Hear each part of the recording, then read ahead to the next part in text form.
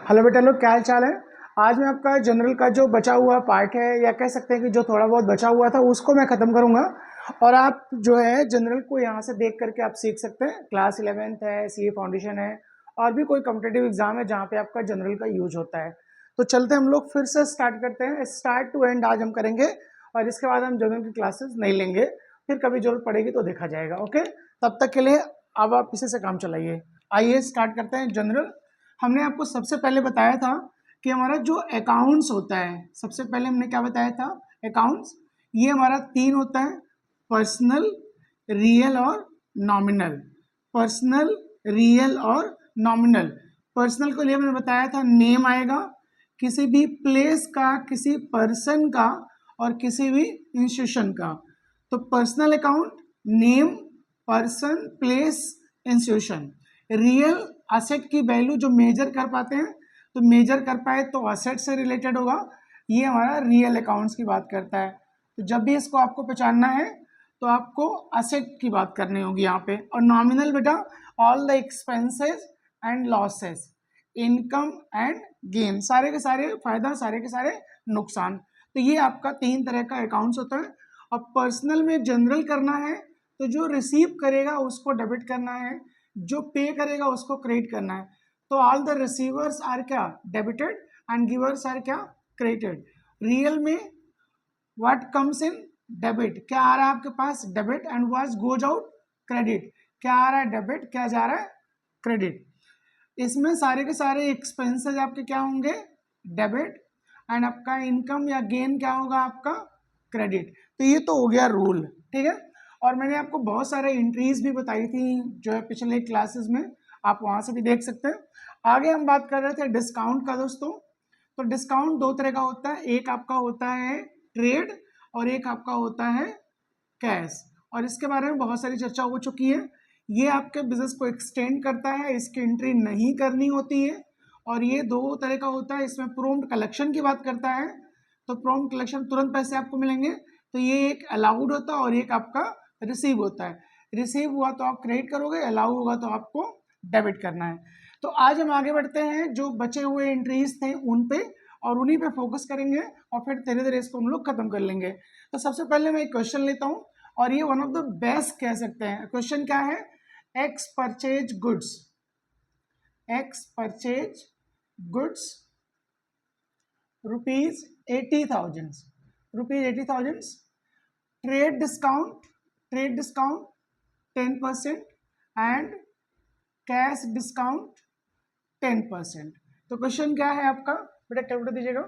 Question क्या है, purchase goods rupees 80,000, trade discount 10% and cash discount आपका 10%।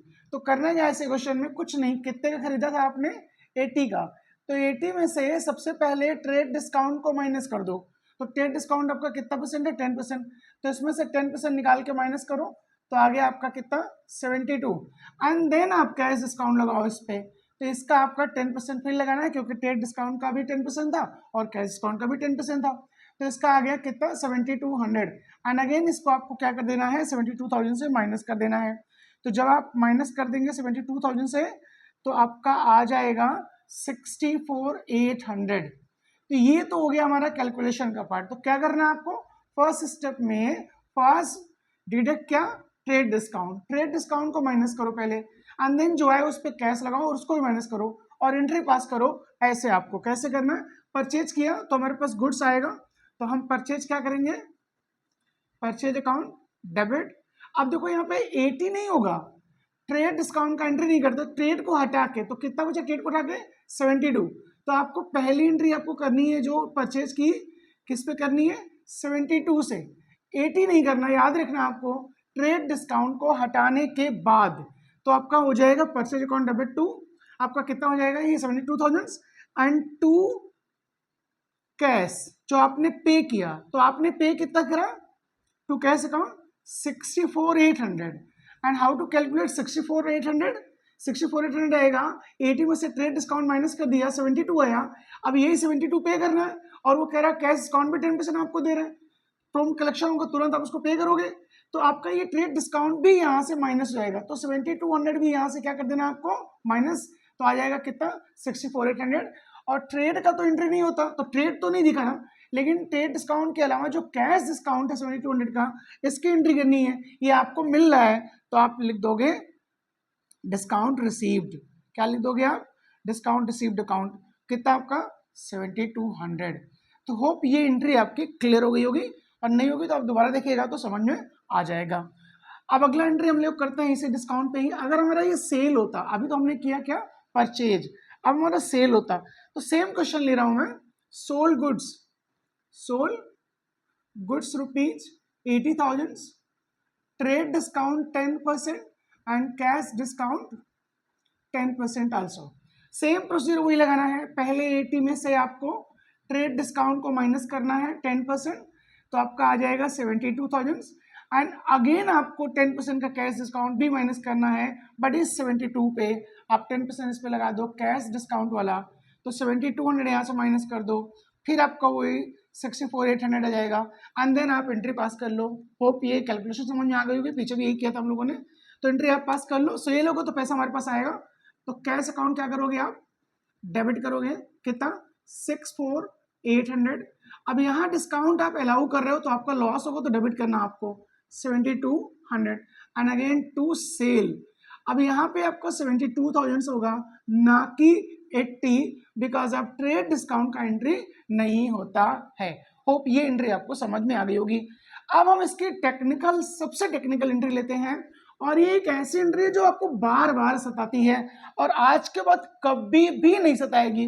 तो आइए हम वो एंट्री करते हैं। सपोज करो sold goods rupees 80,000 to Ram, okay.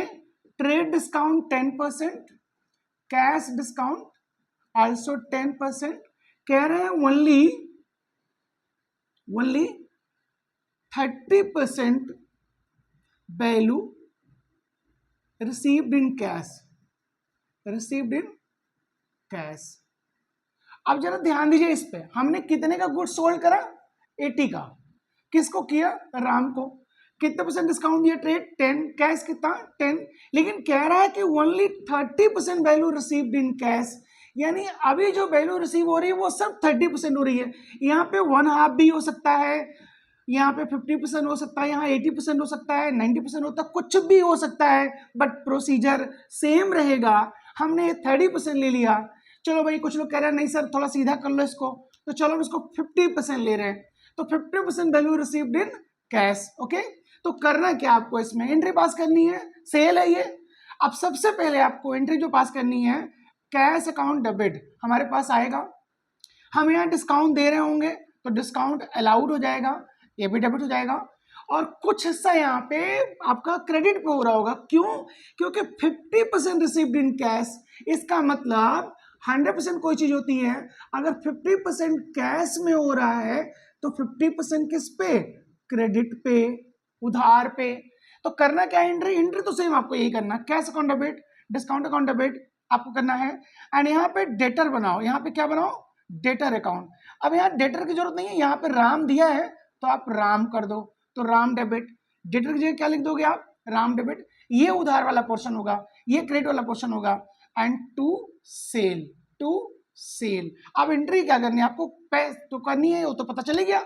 अब आपको पैसे कैसे डालने हैं? तो सबसे पहले आप 80,000 उठाओ, 80 में से ट्रेड डिस्काउंट 10% माइनस कर दो, तो आप 8,000 माइनस कर दो, यहाँ से कितना बचा? 72,000। यहीं पे आप कैश डिस्काउंट को थोड़ी देर के लिए भूल जाओ, पहले इसका 50% निकाल लो और इसका भी 50% निकाल लो। एक आपका कैश पोर्शन होगा, एक आपका क्रेडिट पोर्शन होगा। तो 72,000 का 50% निकलेगा तो आपका हो जाएगा 36,000।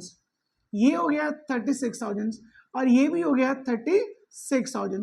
ये क्रेडिट पोर्शन है, आप इसको डाल दो यहाँ पे 36,000, यहाँ डाल दो इसको 36। किसमें? राम वाले में। राम वाले में 36 डालो।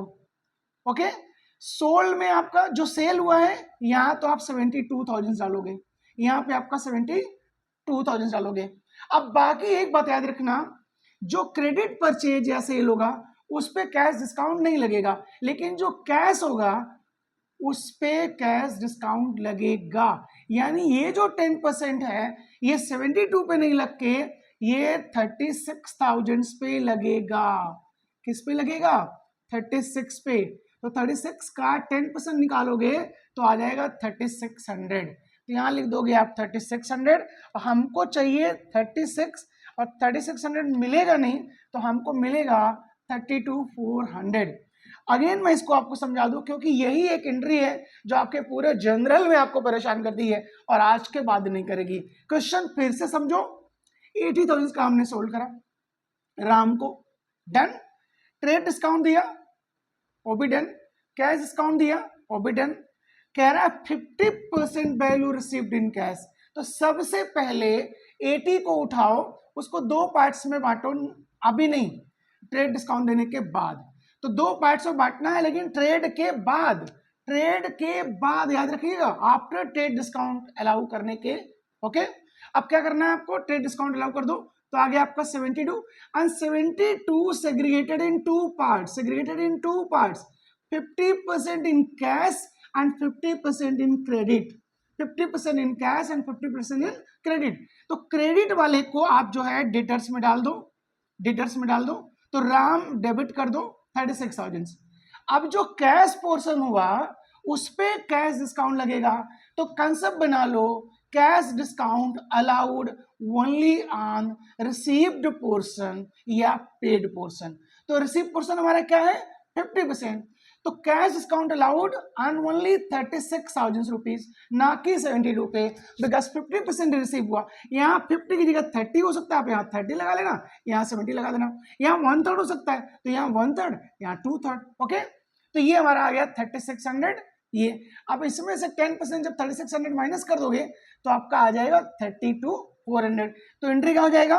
Cash account debit, cash account debit, discount account debit and Ram account also debit and to sale 72,000। ओके, और अगर यही परचेज होता दोस्तों, यही क्या होता? परचेज, तो एंट्री को ऐसे उलट दो, एंट्री को उलट दो तो ऊपर सेल चला गया, सेल को काट के परचेज बना देना, सेल को काट के क्या बना दोगे? परचेज। अब बाकी जितनी चीजें हैं सब नीचे ऐड चीज कॉपी कर दो।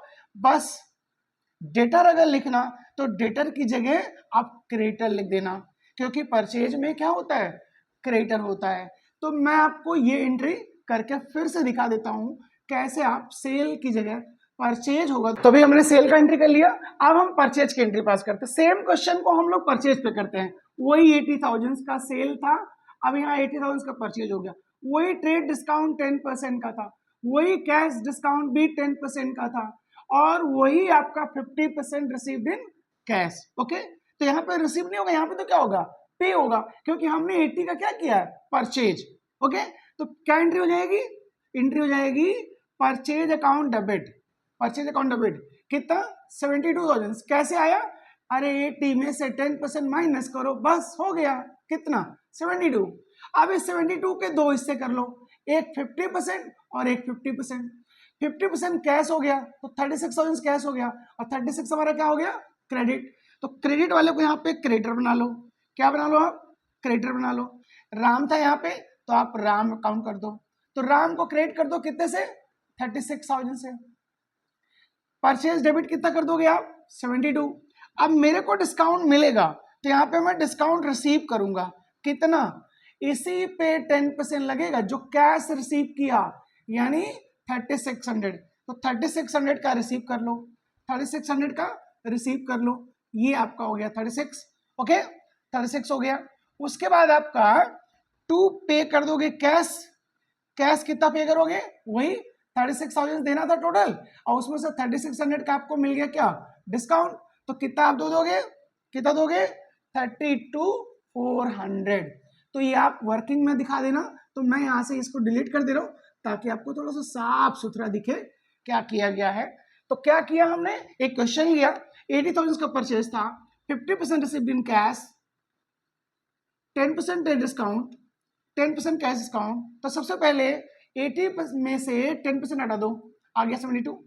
ट्रेड कंट्री नहीं करना है, आप सीधा सीधा 72 दिखाओ। ओके, एंड आफ्टर दैट इसी 72 को हमें दो हिस्से में बांटना था, 36 36 36 को हमने क्रेडिट कर दिया, उधार हो गया, और 36 रिसीव्ड इन कैश, और कैश रिसीव पोर्शन पे ही हमको मिलेगा क्या, डिस्काउंट। तो डिस्काउंट अलाउड हो गया हमको ना, सॉरी डिस्काउंट रिसीव हो गया हमारा कितना 3600 उसके बाद हमने पे कर दिया कितना 32,400। होप आपको ये एंट्री क्लियर हो गई होगी।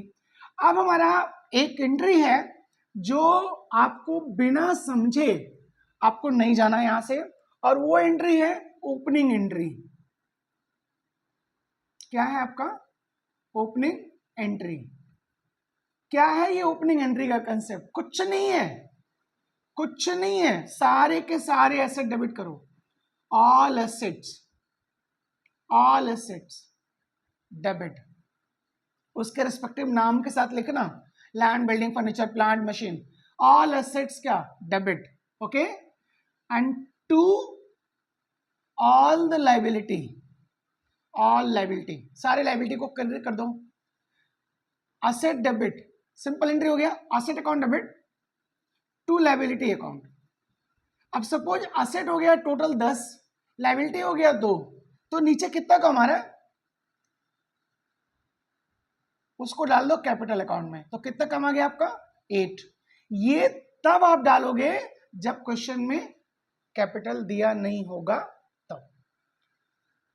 तो क्या हो जाएगा, सारे एसेट डेबिट, सारी liability credit, asset minus liability capital, और वैसे भी asset equals to capital plus liability. Hope ये आपका क्लियर हो गया, डन। अब सपोज करो क्वेश्चन ऐसा था कि एसेट 10 का था, लाइबिलिटी आपकी 2 की थी, और वहां पे कैपिटल दिया है 6 का, कैपिटल गिवन है। अभी हमने क्या बताया कि ये डेबिट करो, ये क्रेडिट करो, इसका माइनस करो तो कैपिटल हो जाएगा। लेकिन अभी कह रहा है कैपिटल दिया हुआ है, कैपिटल गिवन है, ये गिवन है, ये गिवन है, ये गिवन है, ये भी गिवन है, और ये भी गिवन है। तो भाई जब सब गिवन है तो ये असेट इक्वल टू लाइबिलिटी, यहां तो 8 हो रहा है, इसका मतलब नीचे भी कम आ रहा है। अब क्रेडिट में कुछ मिलने वाला नहीं आपको, क्योंकि लाइबिलिटी और कैपिटल आपने लिख दिया, कुछ मिलने वाला नहीं आपको, क्वेश्चन में नहीं मिलेगा। तो आपको ये कंसेप्ट बनाना है कि अगर डेबिट साइड ज्यादा है और लाइबिलिटी कम है, इसका डिफरेंस करो, जितना कम हो आप डाल दो उसको कहां पे, कैपिटल अकाउंट्स में। कहां डाल दोगे उसको, कैपिटल, सॉरी कैपिटल रिजर्व में डाल दोगे उसको। कहां डाल दोगे उसको, कैपिटल रिजर्व अकाउंट में। तो कितना हो जाएगा यहाँ पे 2 का कैपिटल रिजर्व, ओके डन। फिर से मैं लेता हूं एक और क्वेश्चन लेता हूं आपके लिए, थोड़ा सा और आसान बनाता हूं। सपोज करो मेरे पास असेट है 10,000 का, असेट कितने का है 10 का, एंड टू लाइबिलिटी हमारे पास है 9,000 का, लाइबिलिटी कितना 9,000 का, तो बचा कितना 1,000। ये क्या हो जाएगा हमारा कैपिटल। अगर कैपिटल नहीं दिया है तो, कैपिटल नहीं दिया है तो, ओके, तो ये बन जाएगा हमारा कैपिटल अकाउंट। ये तो क्लियर हो गया आपका। अब सपोज करो ये कैपिटल दिया था क्वेश्चन में, और मैं यहीं पे चेंज करके ये 1 लाख है और ये 10,000 है, ये कितना है, ये 10,000 है, और ये आपका 80,000 है, ये आपका कितना है 80, और आपको मालूम है ये और ये इक्वल होना चाहिए, नीचे कम पड़ रहा है, तो नीचे कम पड़ रहा है तो क्या आप डाल दोगे, कैपिटल रिजर्व, कितने का 10,000 का। ये क्लियर हो गया। अब ये बैलेंसिंग फिगर हो जाएगा, ये कब होगा, जब ये गिवन होगा, ये जब गिवन होगा, ये जब गिवन होगा, ये भी क्लियर हो गया। अब इस पे लास्ट हम चलते हैं दोस्तों, इसका लास्ट कंसेप्ट क्या कहता है। सपोज करो हमारे पास एसेट दिया हुआ है, हमारे पास एसेट क्या है दिया हुआ है, तो एसेट अकाउंट क्या करोगे आप डेबिट, सपोज 1 लाख दिया हुआ है, चलो 1 लाख डाल दिया। हमारे पास लाइबिलिटी दी है 10,000 की, लाइबिलिटी कितनी दी है 10,000 की, लाइबिलिटी क्रेडिट होता है जैसा आपके रूल आपको मैंने बता दिया। And to capital, capital account भी गिवन है, गिवन है कितना, सपोज करो ये 1,10,000 दिया हुआ है, ये 110 गिवन है। अभी दोस्तों ये 110 प्लस 10 हो गया कितना 120। अब यहाँ देखो इधर कम पड़ रहा है, इधर ज्यादा हो रहा है, इधर कम पड़ रहा है, तो अगर यहां कम आ रहा है तो उसको डालोगे गुडविल। क्या डालोगे, गुडविल। कितना गुडविल डालोगे, 1 लाख इधर है, 120 हो रहा था 120, तो आप 10,000 सॉरी 20,000 से यहाँ और ऐड कर दोगे, तो देखो ये 120 हो गया, ये भी आपका 120 हो गया। तो कंसेप्ट क्या बना, अगर एसेट दी है लाइबिलिटी दी है तो asset minus liability equal to capital, और अगर एसेट भी दिया है लाइबिलिटी भी दी है कैपिटल भी दिया है और एसेट साइड ज्यादा हुआ कैपिटल कम हुआ, तो यहाँ पे आ जाएगा टू कैपिटल रिजर्व। अब बाय द वे क्रेडिट ज्यादा है डेबिट कम है, तो यहाँ आ जाएगा क्या, गुडविल। अब आप ये सोच रहे होगे कि ये कैपिटल रिजर्व और गुडविल क्यों, तो मैं ये जरूर आपको बता दूंगा एज ए टीचर होने के नाते। देखो हुआ क्या, सपोज करो हमने किसी की 10,000 की एसेट खरीदी, हमने किसी का 10,000 का एसेट खरीदा, हमने किसी का 10,000 का बिजनेस खरीद लिया, या ये सपोज करो हमने किसी को 10,000 में खरीद लिया। अब देना उसको लेकिन हमें 20 पड़ रहा है, लिया हमने उसको कितने में, 10 में, देना कितना पड़ रहा है, 20। इसका मतलब कुछ ना कुछ उसके क्रेडिट के लिए हम दे रहे हैं, कुछ ना कुछ उसकी अच्छाई के लिए दे रहे हैं, कुछ ना कुछ उसकी रेपुटेशन के दे रहे हैं। तो बेटा यही रेपुटेशन, यही क्रेडिट वर्दनेस कॉल्ड क्या, गुडविल। और गुडविल हमारी इंटेंजिबल एसेट होती है। ओके, सेम इसी पैटर्न पे एसेट था 20 का, एसेट था 20 का, और हमने दिया सिर्फ कितना, 10, कम दिया, मेरा नुकसान हो गया भाई। तो हम अपने रिजर्व से क्या कर लेंगे, राइट अप कर लेंगे। ओके, होप आपको क्लियर हो गया होगा। थैंक यू सो मच तब तक के लिए।